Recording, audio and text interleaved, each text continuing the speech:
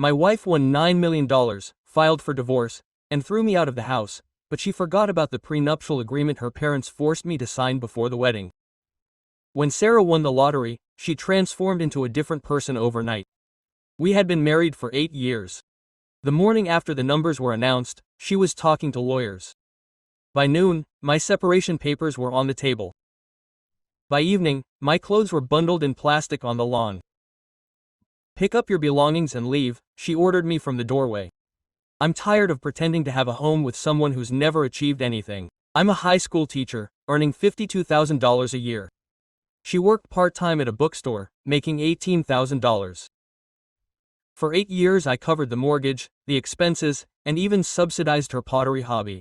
But none of that mattered anymore. She already had $9 million and suddenly I was worthless. "Sarah, can we talk?" I begged him. "There's nothing to discuss. My lawyer says that everything is mine. The house, the vehicles, the capital will be granted to you whatever the magistrate deems fair, which will be little." He smiled with that unrecognizable, icy expression. "I will travel. I will buy an apartment in Miami. I will enjoy the existence that I always deserved. You go back to your depressing classroom." I grabbed my bags and left. My partner Mike allowed me to spend the night on his couch. The next day, Sarah's Instagram was already updated. Quote, "New cycle, new stage, without burdens," her friends wrote. "You've earned it, queen, finally free from that useless person." 3 days passed in shock and then I remembered the prenup. When we got engaged, Sarah's parents demanded a prenuptial agreement. They thought that I was getting married to her for economic interests, which was ridiculous, since they were a middle-class family, but they lived in paranoia.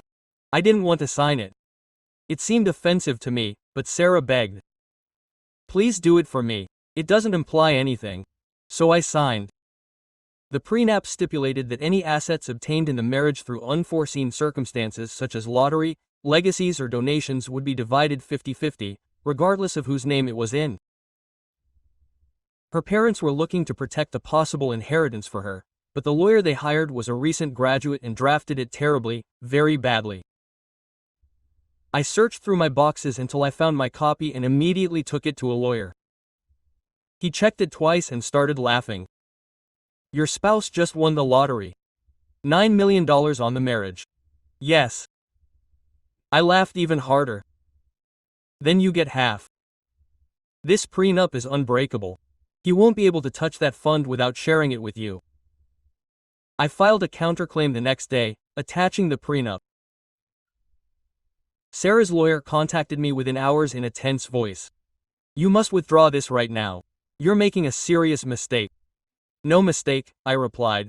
"Just I demand that the prenup that her parents imposed on me be fulfilled." That pact was to protect her, since they should have chosen a competent lawyer. Silence. "She will fight this."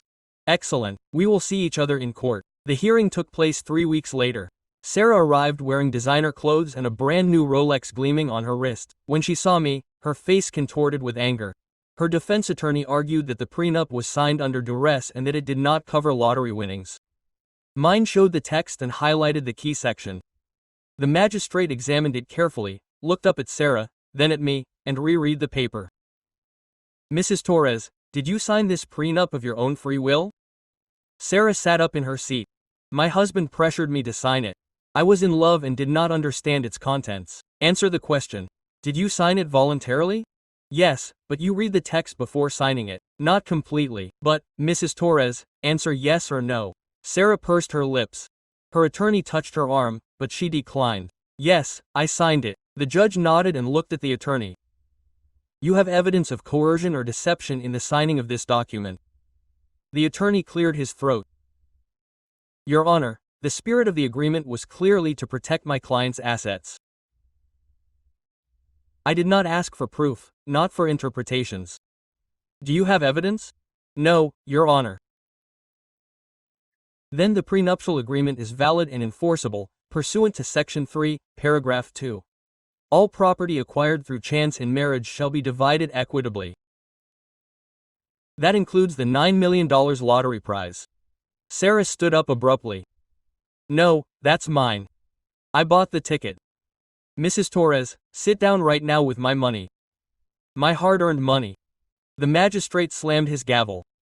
"Final warning." Sarah sat down, but her hands were shaking on the table. Her attorney tried to calm her, but she pushed him away.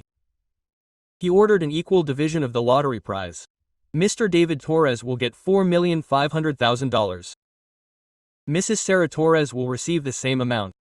The transfer will be made in 30 days. Regarding the house, no. Sarah screamed, getting up again. You can't do this. That capital is mine. Mrs. Torres, get a grip or you will be thrown out of this courtroom. I don't care. He doesn't deserve anything. Nothing. He's a mediocre teacher who never achieved anything in his life. I won that lottery. I had the fortune. Why does he get half? The judge looked at her sternly because she is married to him and signed a legal contract that states so. Officer. Remove Mrs. Torres from my courtroom. Don't touch me. Sarah broke free as the officer approached. David, you are scum, a parasite. I detest you. You have always been a loser and you will continue to be one. Two officers grabbed her by the arms. She resisted, shouting as they extracted. You will regret this. I will annihilate you. You will not see a penny of that fund. The door closed behind her. Silence fell over the courtroom. The magistrate sighed and removed his glasses. Mr. Torres, I am sorry about that scene. Your attorney can stay to finalize details. Yes, Your Honor. Okay, we will proceed without Ms. Torres. I left the courtroom 2 hours later. My attorney patted me on the shoulder. Congratulations. We will make sure that you get every dollar that is due to you. Thank you. One more thing. I recommend that you obtain a restraining order. Your spouse is very upset. I will consider it. Don't consider it. Do it tomorrow. I arrived at Mike's apartment around 6 o'clock. He was cooking pasta in the kitchen. How did it go? I won. Mike put down his spoon. Seriously, the judge validated the prenup. I get half. Good Lord, that's over $4,450,000. Mike hugged me between his arms, laughs. You did it. I knew that paper would get you out. Sarah had an outburst at the trial. They had to forcibly remove her. What did she do? She screamed. She insulted me. She tried to assault the officers. Mike whistled. It's going to be a tough month until she gets the money. My lawyer advised me to file for a restraining order. Obey him. That woman is crazy. I didn't sleep a wink that night. I checked my phone every 5 minutes. Sarah hadn't called or texted. That worried me more than if she had. At 3 a.m., my phone rang.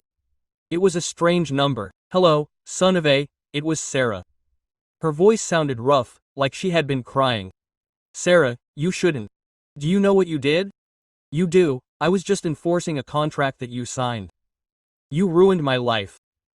You ruined our marriage by discarding me as waste. I had a right. That capital is mine.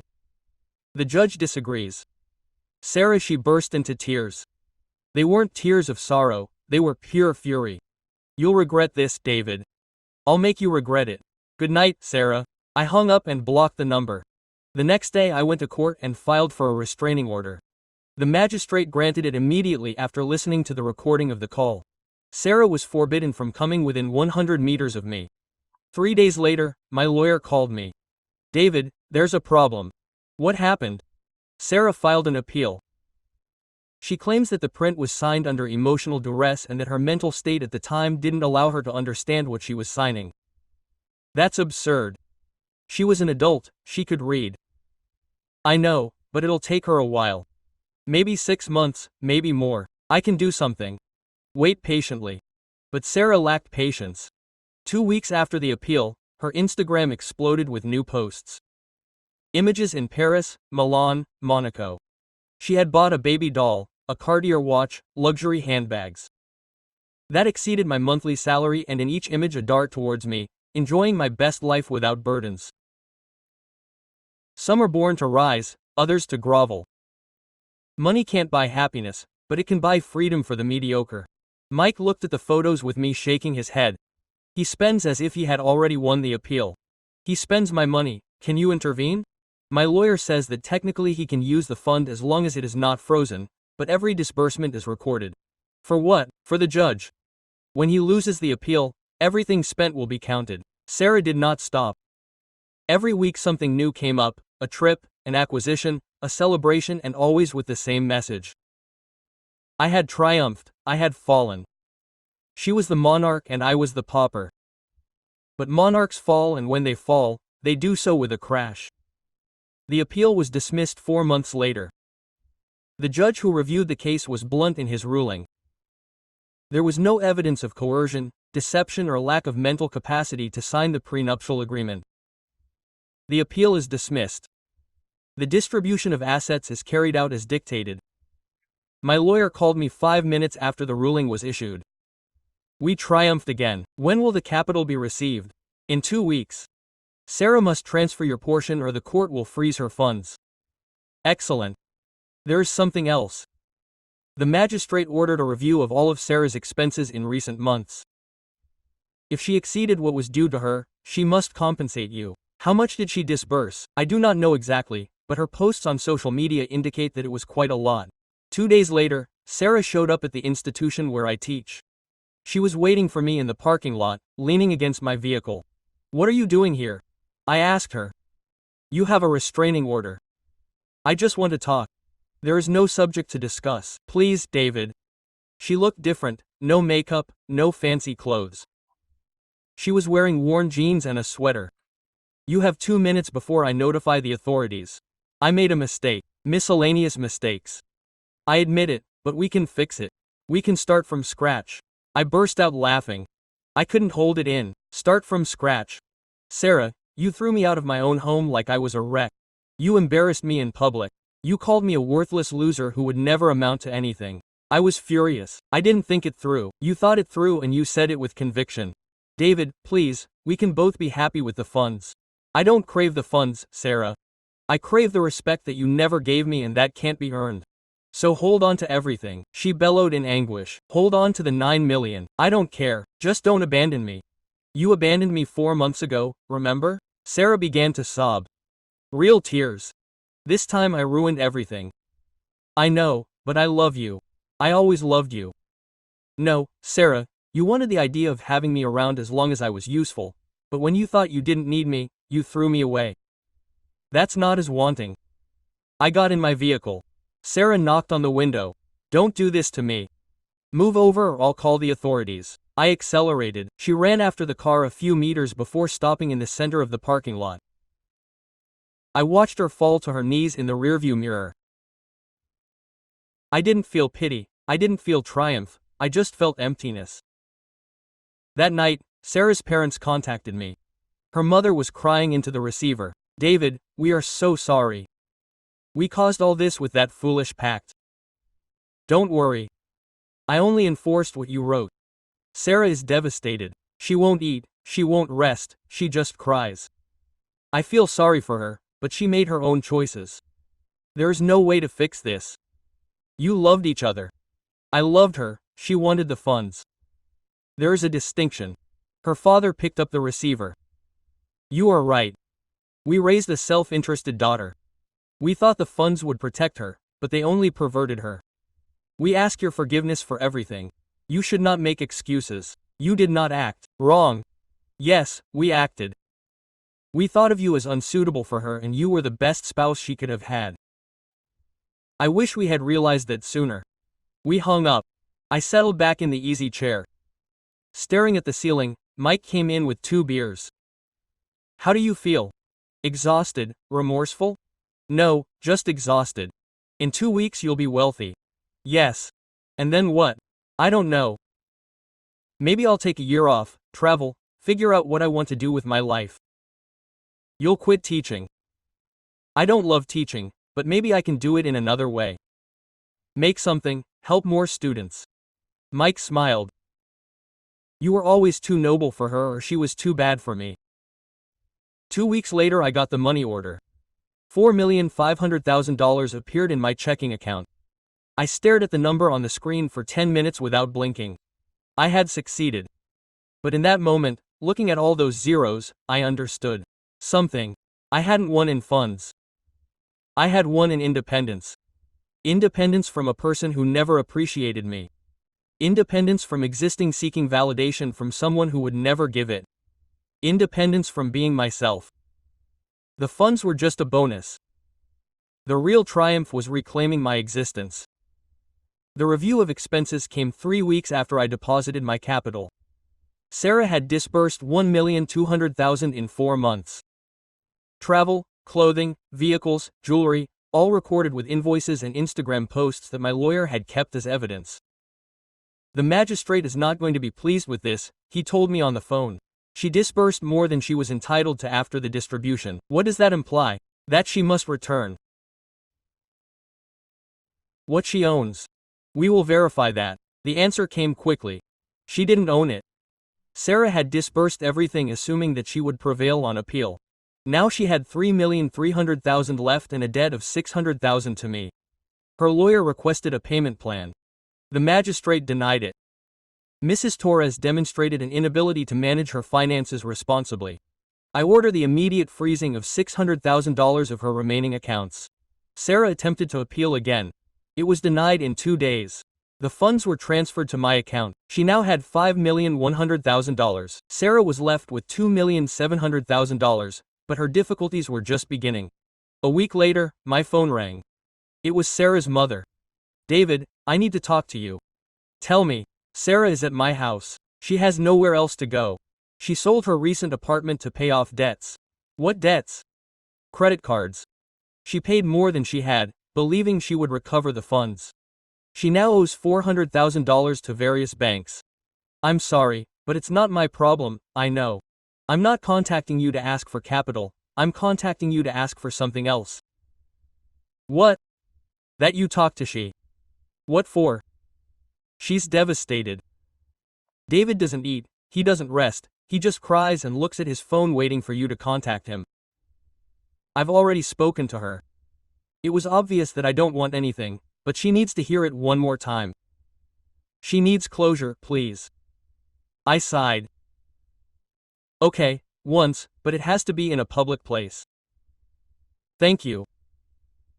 Tomorrow at 3 at the cafe where they met. I arrived 10 minutes late. By the way, Sarah was already sitting at a table in the back. She had lost weight. Her clothes hung loosely on her figure. There were dark circles under her eyes. I sat down across from her without greeting her. Your mother asked me to come. I know. Thank you for coming. You have 10 minutes. Sarah looked at her coffee without tasting it. I want to apologize. You already apologized. No, really. Before I just wanted to get you back because I was scared. Now I mean it seriously. I regret everything, every expression, every action. I was cruel, I was unfair, I was horrible. Yes, you were. Do you forgive me? Maybe someday, but not today. Sarah nodded, wiping her tears with her napkin. Can I ask you something? Go ahead. Did you ever love me? Really? Yes. For 8 years I loved you in the world and now I feel nothing, neither love nor hatred, only apathy. Sarah covered her face with her hands and smiled. Several customers in the cafe watched us. I destroyed everything out of greed. Yes, if I could turn back time, but you can't and I don't want you to because this taught me something crucial. What?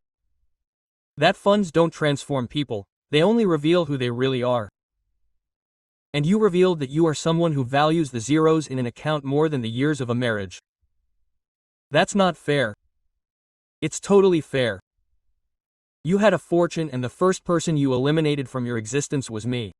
You didn't think twice about it because you were euphoric. Because I believed that finally I could have the existence I always wanted. And I was not part of that existence. Sarah did not answer. We both knew the answer. I sat up. I hope you find what you are looking for, Sarah. But it will not be with me, David. Wait, it is not over. Sign the divorce papers when they arrive. Do not delay them any longer. I left the cafe without looking back.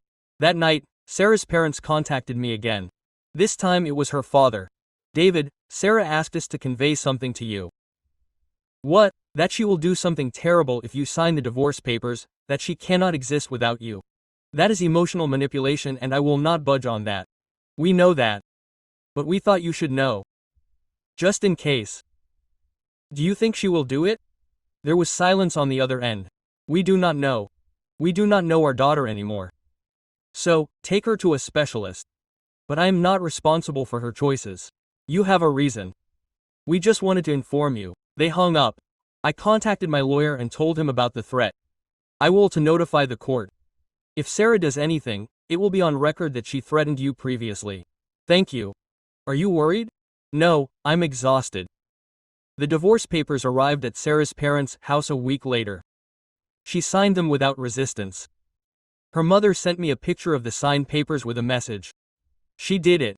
She's dreaming. But she did it.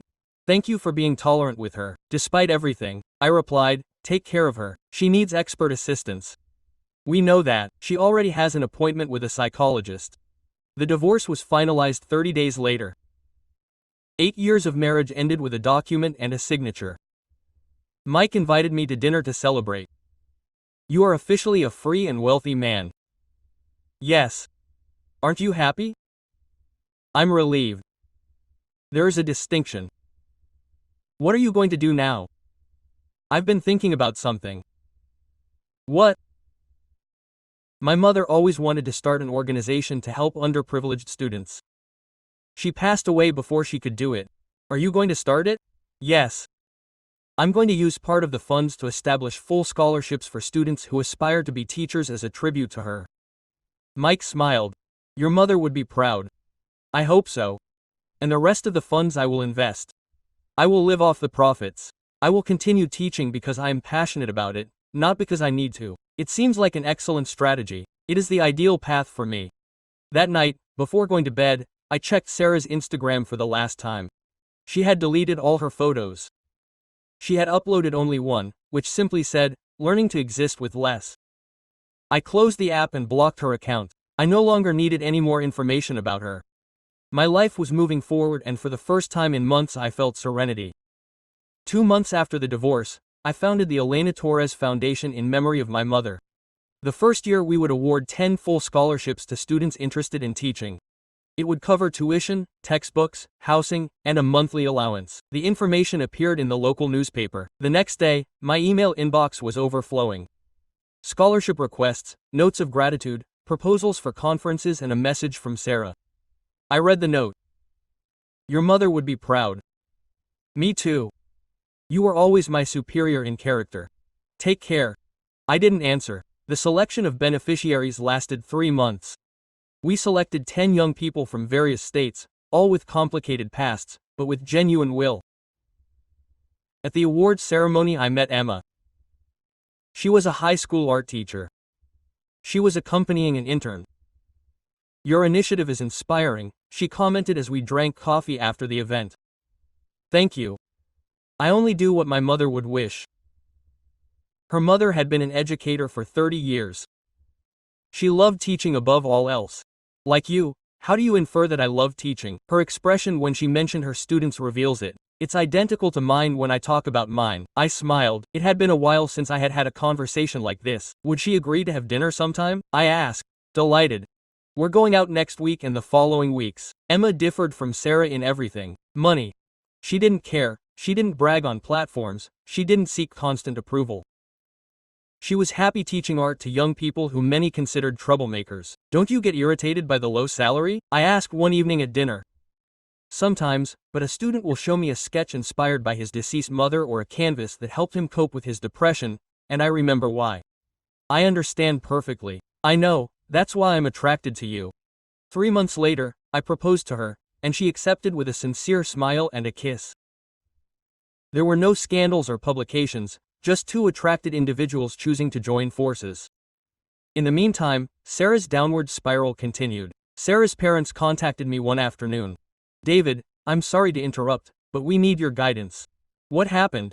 Sarah lost more funds. She invested in a fraudulent venture. She lost $800,000. How did it happen? She met a guy at a charity gala.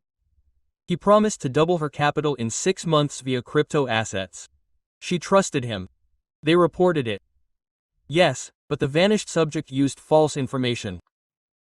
Authorities say recovery is almost impossible. I'm sorry, but I don't know how to help. We're not seeking financial assistance. We want you to talk to her. She's devastated. She claims everyone sees her as naive. Impossible. I have a partner. It would be disloyal to her. Do you have a partner? Yes, for the past 3 months. Silence. Sarah knows. I don't communicate with Sarah. I shouldn't tell her. You're right. Sorry to bother you. I told Emma that night. Sarah's parents are asking me to talk to her. She lost $800,000 in deception. You will. No. I argued that it would be disrespectful to you. Emma took my hand. If you need to talk to her for closure, do it. I trust you. I don't need to talk to her. That cycle is over. Sure. Absolutely. But fate had other plans. 2 weeks later, Sarah emerged from the institution. Emma and I were leaving after class when I saw her standing next to my vehicle. Who is this? Emma asked. My ex-wife. Sarah watched us together. Her face fell. She looked worse than before, thinner, paler, her clothes visibly worn.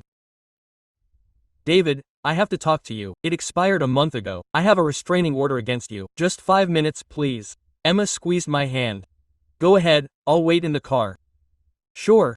Yes, give her closure. I approached Sarah, keeping my distance. You have 5 minutes. She's your partner. Yes, she's attractive. Thank you. What are you looking for, Sarah? I wanted to apologize again. I know I did, but I need you to know that I'm truly sorry. Not just for losing you. I'm sorry for changing into who I was. I'm sorry for squandering everything out of greed. I've forgiven you, Sarah, but that doesn't mean I want you in my life. I get it. I just wanted you to know that I'm in therapy. I'm working on myself to improve. I'm glad to hear that. May I ask? Go ahead. Are you happy? Yes, I'm so glad. Seriously, you deserve happiness. You too, Sarah, but not with me. Sarah nodded. Tears rolled down her cheeks silently. Goodbye, David. Goodbye, Sarah. She walked to her old car and drove off. I watched her drive away and felt something peculiar. Not sadness, not relief, peace. I went back to the car where Emma was waiting. Are you okay? She asked. Yes, I think I finally am. Emma kissed me softly. Come on, home. That night, Sarah's parents sent a text. Sarah told us she saw you. She says she understands she's lost you forever. Thank you for treating her with kindness. She's trying to rebuild. We hope she thrives, I replied. Me too. Take care. A month later, Sarah sold the BMW. Then the jewelry, luxury handbags, all acquired during her dementia. With that, she paid off her debts and moved into a modest apartment. She got a job as a manager in a bookstore. Not the previous one, another one, but a start. Their profiles were empty, no images, no ostentation, just stillness. And I progressed with Emma, my foundation, my routine. The funds remained in the bank accruing interest, but I no longer saw them as a triumph over Sarah.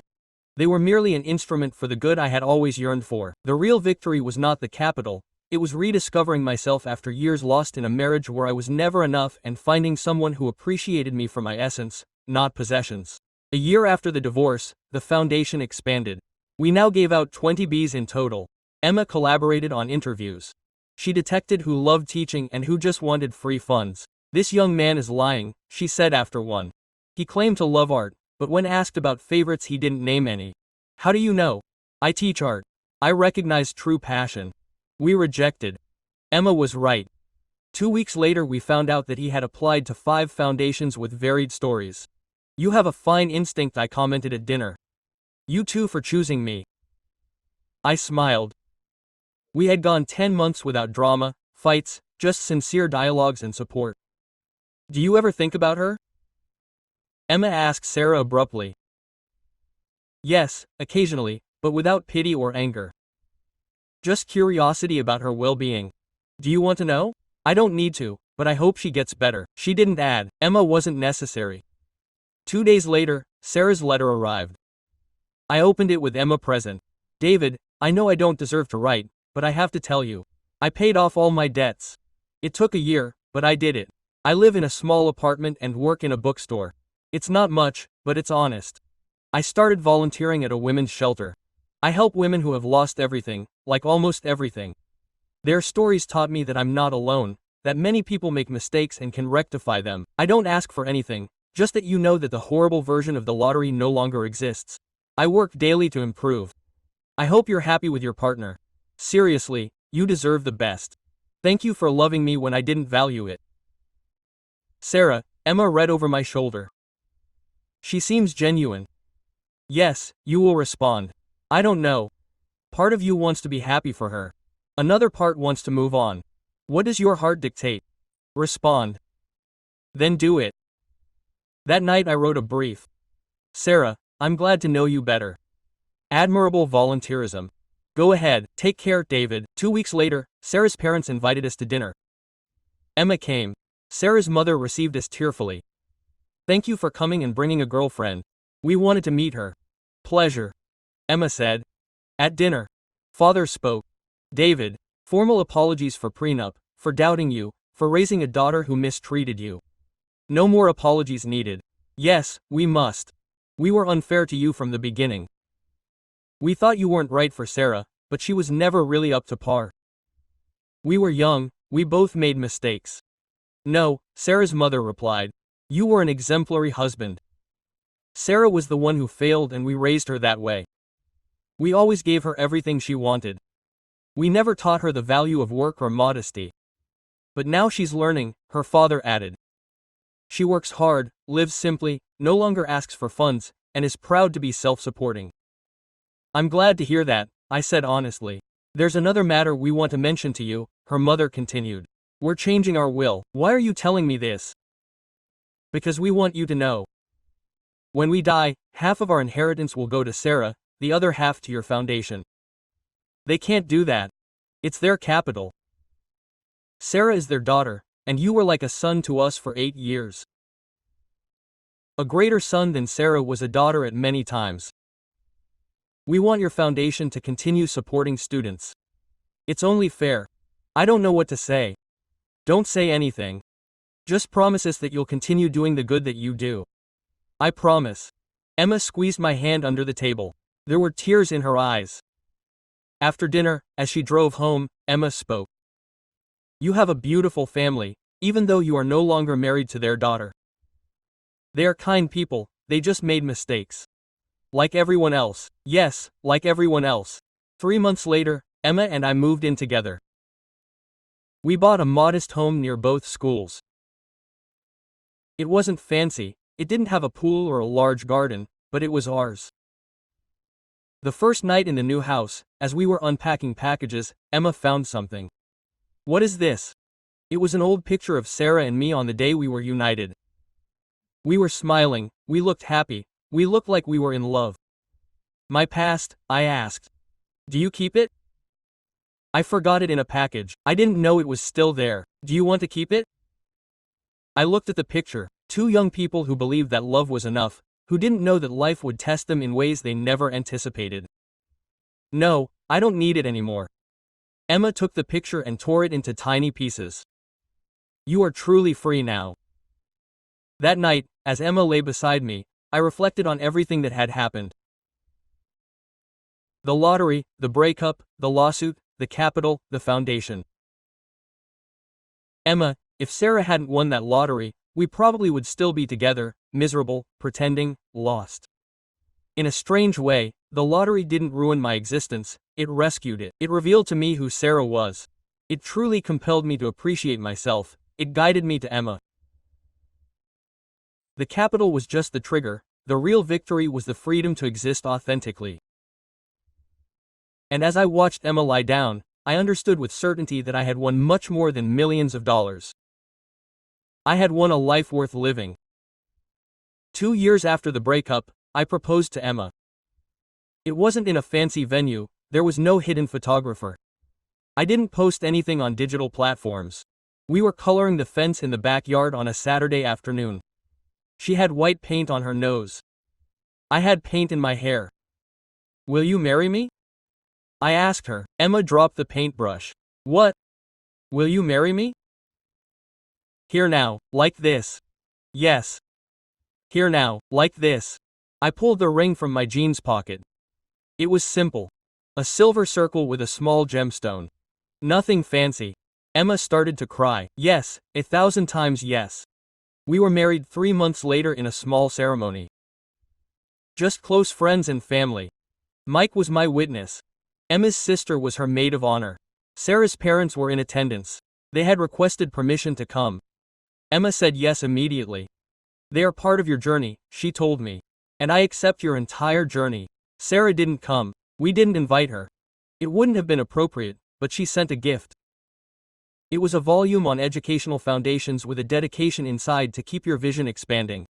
Congratulations. Emma read the dedication and smiled. It's a positive gesture. Yes, it is. The honeymoon was simple.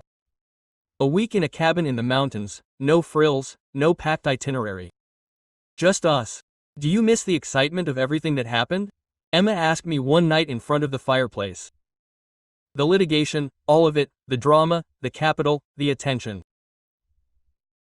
No, I prefer this, being with you without complications, without show. Emma snuggled up to me. I prefer this too.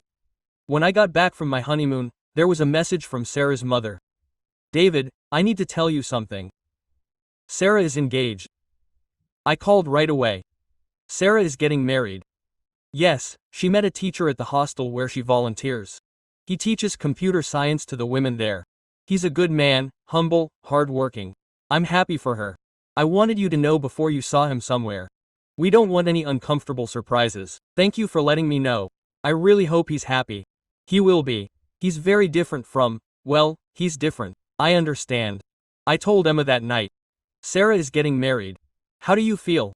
Good, really good. It means she's moved on, she's healing. Does any part of you feel anything? Relief, I feel, because now I know I made the right decision. She also found her way. 3 months later we received an invitation in the mail. It was Sarah's wedding. The address was for a small community hall, not a luxury hotel. Do you want to come? Emma asked. I don't know. Do you want to? I think we should. It would be closure for everyone. Okay, we'll go. On the day of Sarah's wedding, we arrived early. The hall was simple, but elegantly decorated. There were flowers from the patio, simple candles, soft music. Sarah saw us enter. She looked beautiful in a simple, ivory dress. It wasn't a designer dress, it was clearly something she had bought at a regular store. She approached us with her fiancé. He was tall, with glasses, a friendly smile. David, Emma, thank you for coming. This is Marco. Marco, this is David and Emma. Nice to meet you, Marco said, extending his hand. Sarah told me all about you. Congratulations, I said sincerely. Thank you. Sarah told me about her past, about her mistakes, about how you gave her the chance to grow. I love her for who she is now, not for who she was before. That's all that matters. Sarah had tears in her eyes. Thank you for coming. I know it wasn't mandatory, but it means a lot to me. We all deserve second chances, Emma said, taking my hand. Yes, Sarah replied, looking at me. We all do. The ceremony was short, simple, and without ostentation. Sarah and Marco exchanged vows that they had written themselves. I promise to always be true to you, Sarah said. I promise to cherish what we have, not to yearn for what we don't.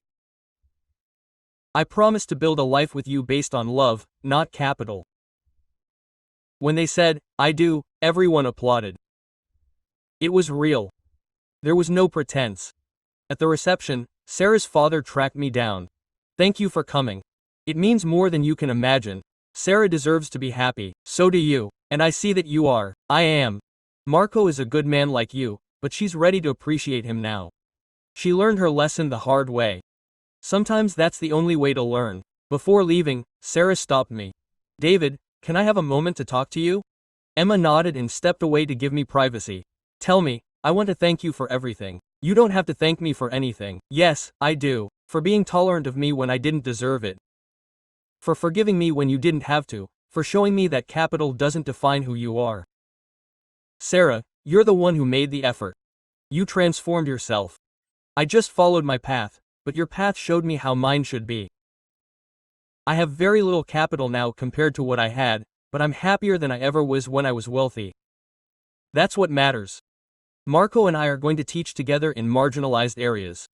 We won't earn much, but we'll be doing something that matters. Sounds ideal. It is, and it's all thanks to you. No, it's all thanks to you for deciding to transform yourself. Sarah hugged me briefly. Be happy, David, with Emma, with your foundation, with your existence. You too, Sarah.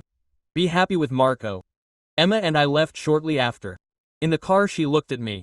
Are you okay? Better than okay. For the first time, I truly believe we all benefited from this.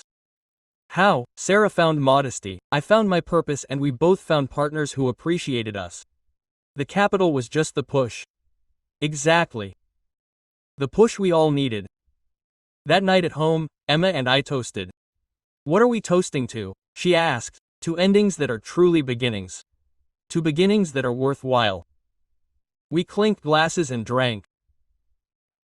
Outside, life went on, but inside, in our small home, we had everything we needed.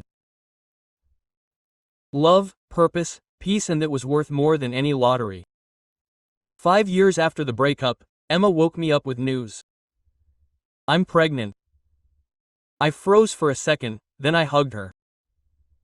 When did you find out? Yesterday. I wanted to wait to tell you at the right time. This is the perfect time. Emma smiled. I'm scared. Me too, but we'll be fine. The foundation was now awarding 50 scholarships a year. We had helped 200 students in 5 years. 30 had already graduated and were teaching in various institutions. One of them, Ricardo, had opened his own school in a poor neighborhood. He invited me to the opening. None of this would have been possible without you, he told me in front of the students and parents. When I was about to give up on my dream of teaching, your foundation gave me the opportunity. Now I want to offer that same opportunity to others, they applauded. Emma was crying next to me. She was 6 months pregnant. Your mother would be proud, she whispered to me. I know. After the ceremony I received a message. It was from Sarah's mother. David, I need to talk to you urgently. Can you reach me? I called immediately. What happened? It's Sarah. She was in a car accident. Nothing serious, but she's in the hospital. She asked for you. Why did she ask for me? I have no idea, but it seemed crucial to her.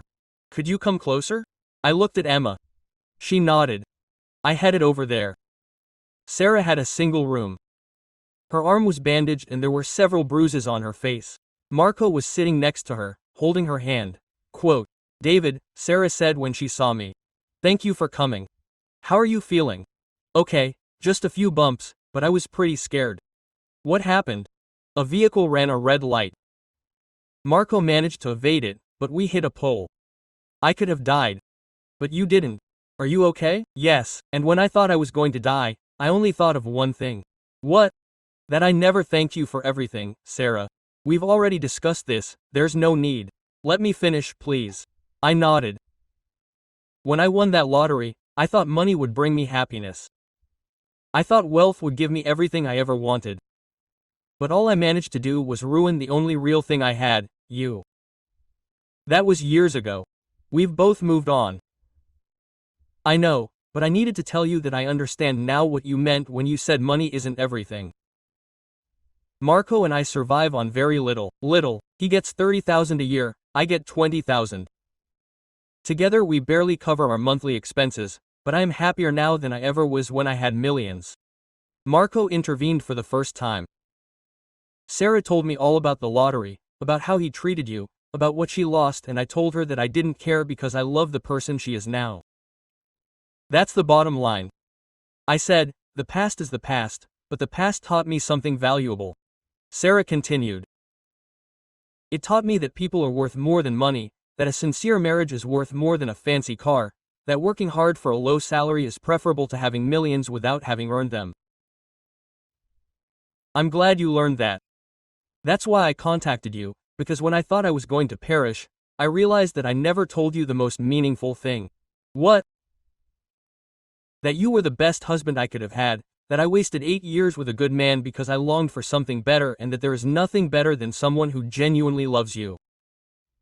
Tears streamed down her face. Thank you, Sarah. That means a lot. How is Emma? 6 months pregnant, Sarah smiled through her tears. You will be an excellent father. You have always been patient and loving. Your son will be lucky to have you. Thank you. Can I ask you one last favor? Tell me. Can we be friends, not close friends? Just acquaintances who greet each other when they pass by without resentment, without history. Just two individuals who shared an existence long ago. I thought about it for a moment. We can try it. Sarah exhaled in relief. Thank you. Before leaving, Marco intercepted me in the hallway. Thank you for coming. Sarah needed this. She talks about you a lot, sometimes when she feels bad about herself. I remind her that we all close and that the important thing is to learn from them. You are a good man, Marco. You too, David. For that reason, Sarah never forgot you. Not as an ex-husband, but as the model of what it means to be a good person. That night Emma waited for me awake. How past? Good. Sarah wanted to thank me and apologize again. Have you forgiven her? I had forgiven her years ago, but I think she needed to hear it again. You are so kind. No, I am just in harmony with my past. Emma placed my hand on her belly. The baby kicked. Our son is going to have a great father. I will try hard. You won't make it. 3 months later, our daughter was born. We named her Elena after my mother. Sarah and Marco sent flowers to the hospital with a card. Congratulations on your beautiful family. May Elena grow up surrounded by love. S. and M. Emma read the card and smiled. It is a lovely gesture. Yes, it is. 2 years later, the foundation celebrated its 10th anniversary. We had supported 500 students, 100 were already teaching, 20 had opened their own schools. At the ceremony, I invited several scholarship recipients to share their experiences. Ricardo was the last to speak. This foundation saved my life. It didn't just give me funds to study. It gave me hope. Showed me that there are kind people who do kind deeds without expecting anything in return. They applauded. Emma was crying as always. Elena was asleep in her arms. After the ceremony, I saw Sarah and Marco in the crowd. They had arrived unannounced. Quote, "We hope you don't mind," Sarah said. "We saw the announcement in the paper and wanted to attend. I'm not uncomfortable. I'm glad you're here." 500 students, Marco said. "It's amazing what you've accomplished. It's amazing what we've accomplished." I corrected myself, indicating my team. I just started this. They made it grow. Sarah looked at Elena asleep in Emma's arms. "She's beautiful. Thank you. Can I say something?" "Go ahead. I'm proud of you. I know I have no right to be, but I am. You took something painful and transformed it into something beautiful. That makes you an exceptional person." "Thank you, Sarah." Marco and Sarah left shortly after. I watched them walk away, hand in hand. They looked happy, simple, genuine. Emma hugged me from behind. What do you reflect on?" "That everything turned out the way it was supposed to. No regrets. No regrets." That night, while Emma and Elena slept, I went out into the garden, looked at the stars, and reflected on the entire journey. The lottery, the divorce, the fight, the money, the foundation. Emma, Elena, each element was essential. Each suffering had a purpose. Each loss led to a greater gain. Sarah was right about one thing. The money revealed who we truly were. She learned that she was more resilient than she imagined. I learned that I was worth more than I realized. And in the end, we both found what we needed. It wasn't the life we planned. It was greater because it was authentic. Yeah,